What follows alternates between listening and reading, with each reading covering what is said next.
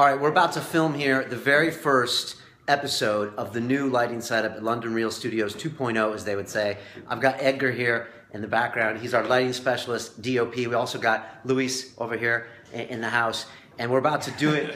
It's pretty crazy if you all have been watching the last few weeks. This whole crazy design. We've got like the set, which is still in process. We got these lights above us, and we've got this other fill light over here, which is going up against the ceiling. Edgar, this is your brainchild. If this messes up today, it's all your fault. Thank you. What were you thinking? Why did we go with this kind of a light setup? A lot of people have been asking me, wow, it looks really commercial, et cetera, et cetera. Why are we doing this? I guess just step up the game. Like, I think we met, first time a month ago, more or less exactly a month ago. Yeah. We walked in and you showed me what you're doing and stuff, and kind of the brief was to step the game up visually in terms of cameras and lighting. So we approached the lighting first because it's more fundamental as like cameras, because like I think the bad lighting can't be really saved by good cameras, but right. Good lighting can work with like say average or okay cameras. Right. So stepping all the lighting game first and then figuring out the cameras, adding maybe extras, working with angles. So the idea was to also step up the game visually to the level of the guests. I guess that was the main thing, to like make sure the show looks as good as the level of guests coming. Right.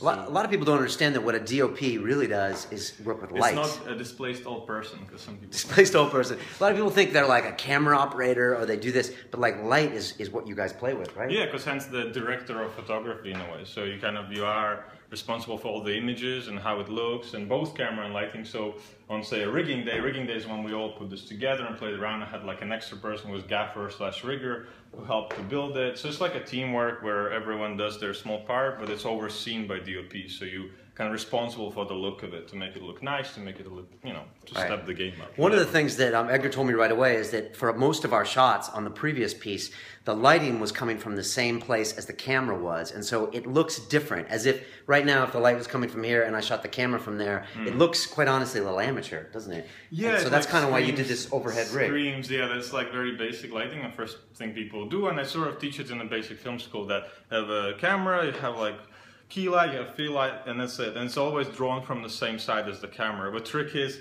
if you look at great interview pieces, it's always going to be some kind of, it's called quarter back.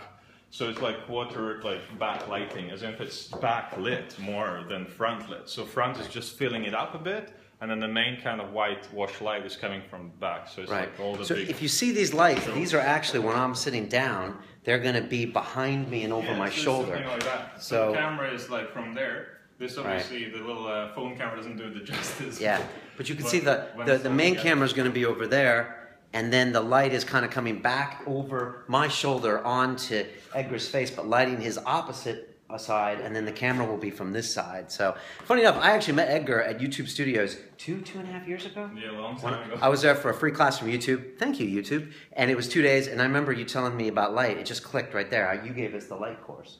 Yeah. So that's how this happens. Well, I think it looks beautiful. It might look weird to you from the outside, but trust me, this is the way the pros do it. Real.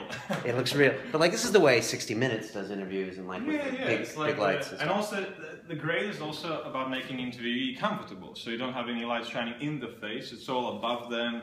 You just have, the host. And the same for you. There's nothing really, you need to get used to maybe a touch, but there's nothing really in your face that's lighting or like blinding you a little bit. It's all above the actual line of sight. So when we talk, it's more like natural. There's nothing in the way. Right. And so right now I'm going to talk to him, and the lights aren't even to the side. They're not in his eyes. They're just above us.